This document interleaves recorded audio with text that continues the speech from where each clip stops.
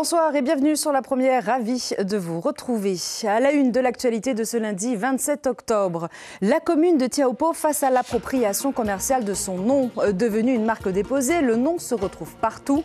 Les conseillers municipaux réclament une part des retombées financières. Le patron du MEDEF national en visite en Polynésie, Patrick Martin, découvre les réalités des entrepreneurs locaux avec une tournée d'entreprises dès ce matin. Alors comment se porte-t-elle? Quel est l'impact de la politique du gouvernement central sur les entrepreneurs locaux? Nous poserons ces questions au président du MEDEF national qui est notre invité ce soir.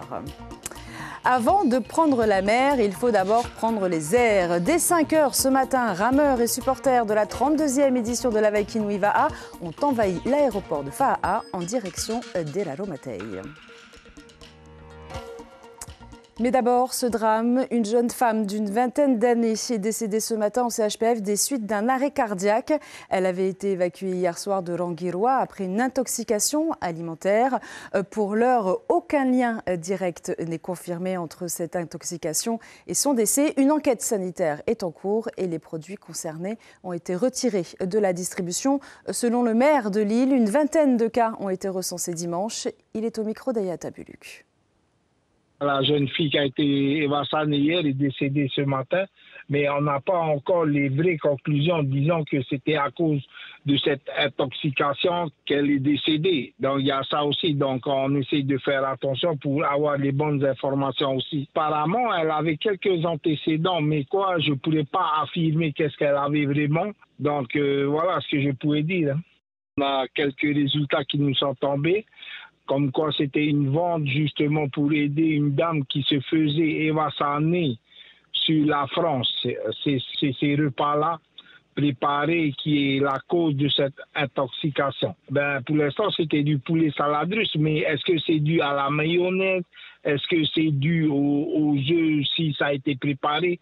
Tout ça, on ne sait pas encore. Pour l'instant, on est sur l'enquête, donc on attend vraiment les résultats. Et puis cette vigilance du bureau sanitaire, la grippe a fortement circulé en Polynésie durant la saison 2024-2025. 12 décès ont été recensés.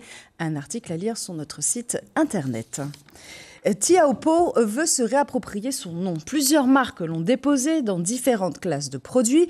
Une situation qui interpelle le conseil municipal. Natif de Tiaopo, les conseillers souhaitent désormais bénéficier d'une partie des retombées financières générées par ces sociétés.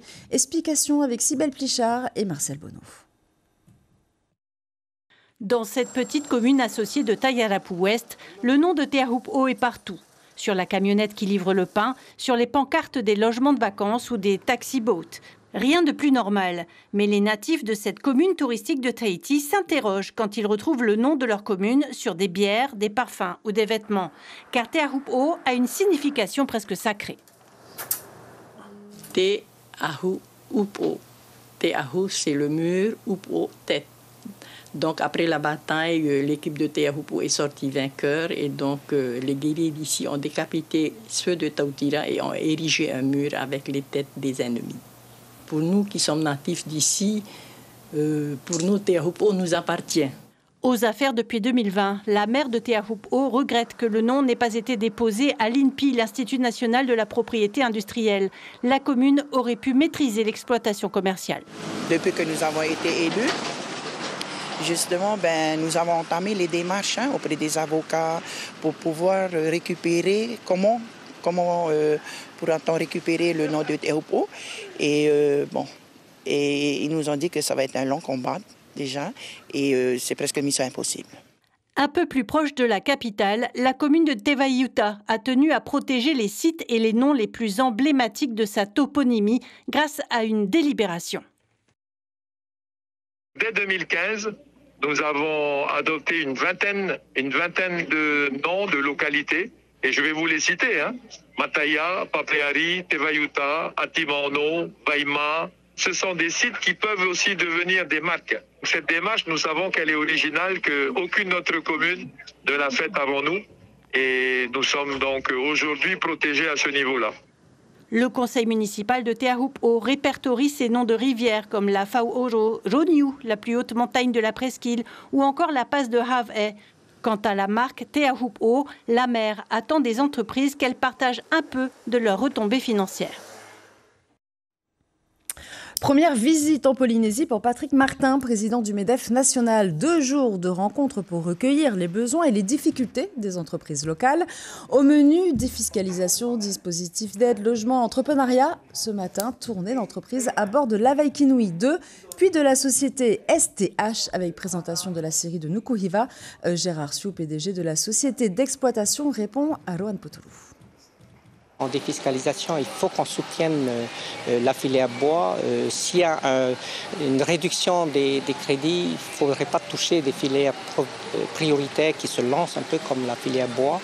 La formation, la connaissance de cette filière, elle est nouvelle. Donc on a besoin des entreprises, d'accompagnement un peu d'entreprises du secteur. Les connaissances sur l'abattage, les connaissances sur le bois, comment le traiter, comment le travailler. C'est vraiment une connaissance qu'il faut aujourd'hui mettre en œuvre pour que cette filière puisse se développer. Et restons dans la thématique avec notre invité ce soir, Patrick Martin, président du MEDEF national, Yorana. Bonsoir. Merci beaucoup d'être avec nous. Alors on vient de l'entendre, la problématique de la défiscalisation. La France veut baisser le taux de soutien de défiscalisation. Quel est l'impact justement sur les entreprises polynésiennes ? Ça pourrait mettre en péril beaucoup d'investissements, d'ores et déjà réalisés, mais surtout en projet.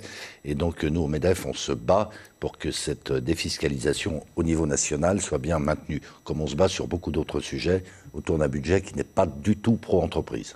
Et alors comment on se bat justement sur cette question-là ? On se bat en démontrant de manière très raisonnée mais très ferme qu'il y a des contraintes propres au statut insulaire, Dieu sait s'il est insulaire, de la Polynésie française, que ça alourdit les charges, que ça renchérit les investissements et que si donc il n'y a pas une prise en charge partielle par la défiscalisation, ces investissements ne se feront pas. Donc derrière, pas d'emploi, pas de pouvoir d'achat et la mise en péril de l'ensemble du territoire. Et est-ce que justement les problématiques de la Polynésie peuvent être entendues au vu de la situation tout de même dans l'Hexagone qui est, on va dire, plutôt instable aujourd'hui ? Elle est instable politiquement, mais ce qui est beaucoup plus grave, c'est qu'il y a des finances publiques qui sont dans un état de délabrement avancé. Donc on ne peut pas ne pas la prendre en compte, cette situation. Mais nous, on est très en soutien des territoires ultramarins. On a un comité outre-mer qui est très actif. Et moi, personnellement, je suis très attentif à ce que tous les territoires soient pris en compte. Et que donc l'État prennent bien des mesures d'économie, mais pas au détriment de la dynamique économique, pas au détriment de l'emploi, pas au détriment des territoires. Alors justement, comment le MEDEF au niveau national peut aider le MEDEF polynésien ? D'abord en jouant de sa puissance, parce que le MEDEF, c'est 240 000 entreprises, autant dire dans tous les secteurs d'activité, à toutes les tailles, dans tous les territoires. Et puis on a historiquement, je dirais, des équipes très expertes sur les sujets de fiscalité, de droit social, d'environnement. Et donc on est dans notre rôle en étant très présent auprès de l'exécutif, du gouvernement, de la présidence de la République, mais également auprès de tous les parlementaires. Mais il faut que ce soit relayé dans chacun des territoires, en l'occurrence en Polynésie. Alors ce matin, vous avez eu l'occasion déjà de visiter au moins 2 entreprises. Du coup, vous, c'est la première fois que vous venez en Polynésie, donc vous découvrez quand même le territoire et certainement ses spécificités. Quel est votre regard déjà un petit peu sur l'état de la situation, en tout cas des entrepreneurs et des entreprises ici ? D'abord, c'est un territoire magnifique. J'en mesure parfaitement le potentiel, notamment touristique, et ça n'est pas neutre. Ensuite, je vois qu'il y a des chefs d'entreprise qui veulent avancer, mais qui se désolent d'une certaine manière d'une forme d'inertie des pouvoirs publics qui, de mon point de vue, de leur point de vue, ne prennent pas suffisamment en compte le fait que s'il n'y a pas une économie dynamique, s'il n'y a pas des entreprises qui entreprennent, eh bien, il y a beaucoup d'autres sujets qui ne se régleront pas. Et que c'est pas en augmentant la fiscalité, c'est pas en augmentant les charges, parce que là, on altérerait encore la dynamique économique qu'on trouvera les solutions.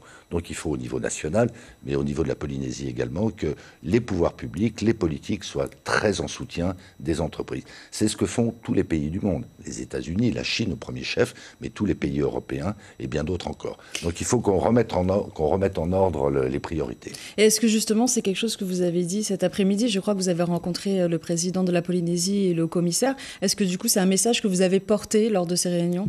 Alors on a eu un dialogue très ouvert, très respectueux, je crois pouvoir le dire très constructif. Et moi je me suis particulièrement exprimé sur 2 sujets qui me paraissent particulièrement sensibles ici, c'est-à-dire les jeunes. Il faut que tous ensemble, et les entreprises ont un rôle important en la matière, on soit beaucoup plus en soutien des jeunes, sur l'orientation, sur la formation, sur l'accompagnement, sur l'accueil, et puis le sujet du logement, qui me paraît totalement critique ici, et qui, semble-t-il, n'est pas encore suffisamment pris en compte. On a eu une écoute très favorable de la part de nos interlocuteurs. Une dernière question avec vous ce soir. Vous avez déclaré il y a peu dans la presse nationale, le patronat doit être le lobby le plus influent. Alors, c'est-à-dire, et est-ce que c'est possible ? C'est possible et c'est nécessaire. Je rappelle que les entreprises du MEDEF, c'est 12 millions de salariés. Je rappelle que l'image de marque de l'entreprise n'a jamais été aussi bonne. 82% des Français, y compris ultramarins, ont une bonne opinion de l'entreprise. Et donc on a un rôle essentiel sur le plan économique, bien sûr, mais aussi sur le plan social, sur le plan sociétal, sur le plan environnemental. Et on se désole à nouveau qu'un certain nombre de débats soient hyper focalisés sur la fiscalité, uniquement la fiscalité. Ce qui importe pour le pays et chacun de ses territoires, c'est qu'on ait de la croissance. Merci beaucoup, Merci. Patrick Martin, d'avoir été avec nous. Je rappelle donc que vous êtes président du MEDEF national. Le Salon des Australes est de retour pour sa 22e édition. Rendez-vous dans le hall de l'Assemblée de Polynésie jusqu'à dimanche. Au programme, cette année, sculpture, gravure, coquillage. Plus d'une cinquantaine d'exposants venus de Limatara, Rurutu, Reivave et Rapa présentent leurs créations. Parmi eux, Marcela Toumare, originaire de Reivave, elle répond à Rohan Putu. Il y a des coquillages, surtout au coquillage. C'est pour ça que Reivave a pris ce thème pour cette année. Parce que c'est pour que tout le monde puisse mettre en valeur tout ce qui est coquillage. Et la deuxième, c'est concernant la sculpture et gravure. Et focus à présent sur l'Avaiki Nui. À 48 heures du coup d'envoi, l'effervescence monte. Cette année, 243 Va'a vont s'affronter sur le plan de l'Eraromatei, toutes catégories confondues. Alors ce matin, à l'aéroport de Tahiti, il y avait du monde, beaucoup de monde. Reportage Mélissa Chong, Mirko Van Foo. Du comptoir d'enregistrement aux espaces de restauration, l'affluence des passagers est bien présente à l'aéroport Tahiti-Faa'a, ce qui demande une gestion rigoureuse. Depuis 5h30 du matin, c'est comme ça. Il y a une petite pause de 1 heure, mais après ça a vite repris. Vu qu'on est 2 en agent d'accueil, ça va, c'est pas compliqué. Ici, les motivations sont diverses, mais toujours centrées sur l'événement sportif de l'année. Là, je pars en fait en vacances. C'était imprévu qu'on tombe exactement pour le Avaiki Nui. Et là, oui, je vais suivre parce que mon fils il va passer Avaiki Nui pour la première fois. Ça fait du bien. Chaleureux parce qu'il va démarrer à partir de Wahine, l'île où ma mère est née. Cette année, je ne pourrai pas y assister, mais on va en voyage de famille en Fakarava. Du coup, on va faire en sorte de suivre de loin. Qu'est-ce que tu penses de cet effort physique, sportif ? C'est tout d'abord un sacrifice d'abord, de devoir se donner. Et après, ça devient une victoire personnelle et en groupe. Arrivée sur le territoire il y a 5 jours, Olivia et son compagnon attendent avec impatience de rejoindre les îles sous le vent pour goûter à l'effervescence de cette grande course. On arrive à Bora Bora normalement le jour de l'arrivée, d'après ce qu'on a compris, de ce que les locaux nous ont expliqué. Donc on a une sortie prévue normalement le jour J, mais on espère quand même voir l'arrivée du coup des coureurs, de ce que j'ai compris, puisque c'est un événement important. Donc... Depuis la création de la journée aérée dédiée aux catégories jeunes et aux Parava'a, les personnes en situation de handicap ont toute leur place dans cette course mythique. C'est toujours avec beaucoup de joie et de plaisir que nous participons à cette grande course aérée à Bora Bora. 40 vols supplémentaires ont été affrétés par la compagnie Air Tahiti afin d'assurer le bon déroulement de cette 32e édition de la Avaiki Nui Va'a. Et direction justement l'Eraromatei à Wahine. Comme chaque année avant la grande course, le plan d'eau appartient d'abord aux pêcheurs. Le concours de pêche du Wharenui Fishing Club bat son plein avec pas moins de 180 bateaux inscrits cette année. Nos journalistes sont sur place. Yari Tayata, comment s'est passée la pêche aujourd'hui ? Très bonne aujourd'hui. La pesée vient de se terminer il y a quelques minutes. Et bien, je suis avec le grand gagnant du Grand Prix, un haura de 306 kg, Moana Teping, Moana Yorana. Voilà. Comment s'est passée cette pêche pour vous? Tranquille. On a eu le mordage vers 8h30, 9h et 1h30 après, le poisson il était à bord. Ça a été rapide, c'était un coin que vous connaissez déjà? Non, on voyait des gens qui pêchaient autour du DCP, étaient dehors de Taha, et on avait un pépin, un DCP dérivant, On a traîné autour, top, on arrive. Et vous êtes revenu assez tôt du coup? On est arrivé ici à 1h. À 1h. Okay. Mitinui, c'est le nom de votre équipage et c'est composé de... le nom de mon neveu. Ton neveu, ok. Voilà. Il y a qui dans l'équipe? Il y a mes 2 frères, mon fils, mon neveu et moi. Alors ça te fait quoi d'avoir gagné ce Grand Prix ce soir? Ah, ça me fait chaud au cœur aussi, avec ma famille, mon fils, mon neveu, mes frères, et une joie énorme quoi. On est très content. Ah, ça. Vous y attendez? Pas du tout. C'est notre 3e participation. Il y a 2 ans, on a gagné le plus gros temps. Et là, 3 ans plus tard, on gagne le Big Jackpot. Voilà. C'est la chance aussi. Merci Seigneur. Merci beaucoup Moana. Donc voilà, Souliane a une petite réaction à chaud.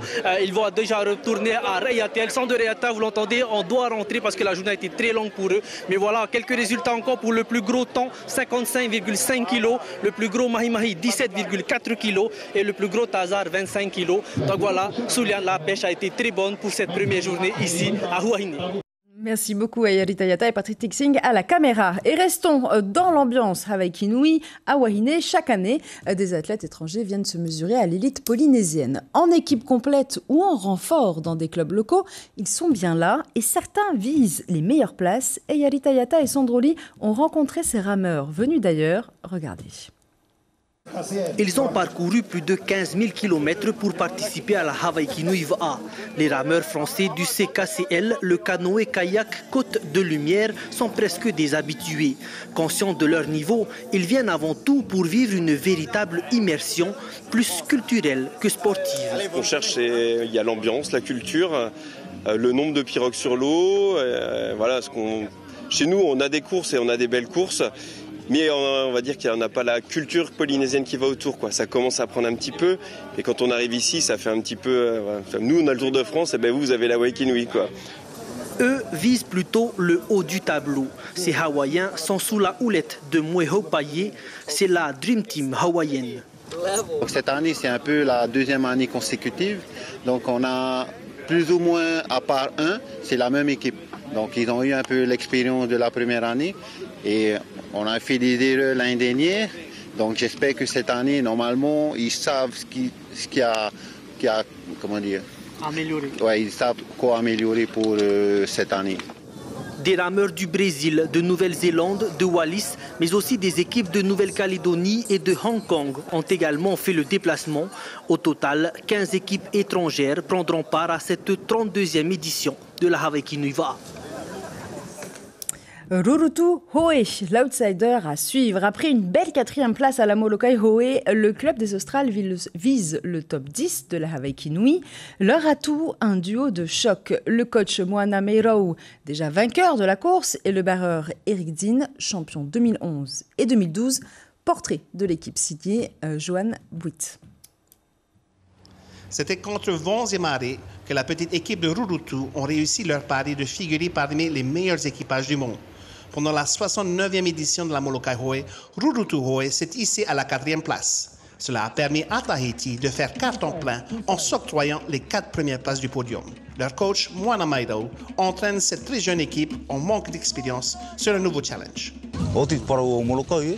Nous avons atteint nos objectifs à la course Molokai, mais maintenant nous nous concentrons sur la Hawaii Kinui et nous voulons figurer parmi les meilleurs.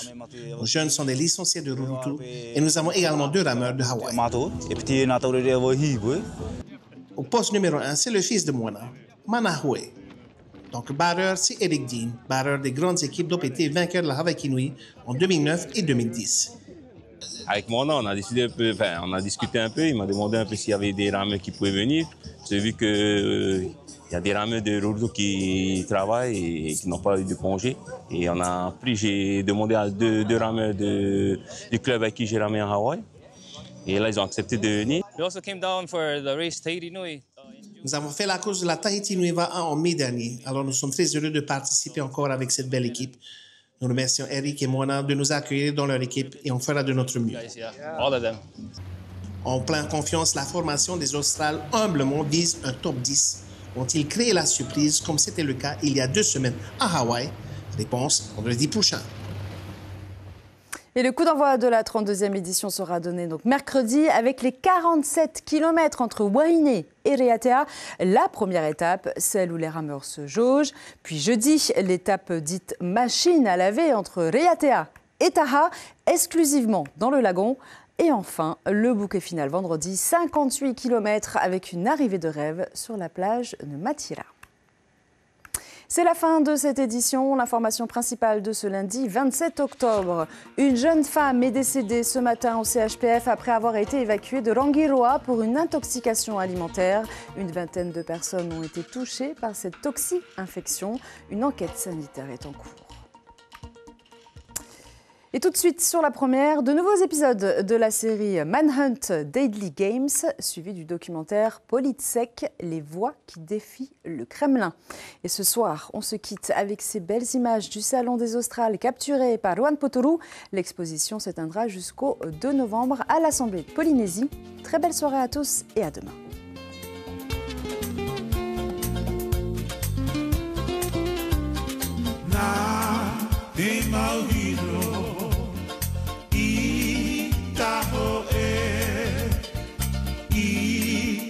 Maumotu no te tuhapa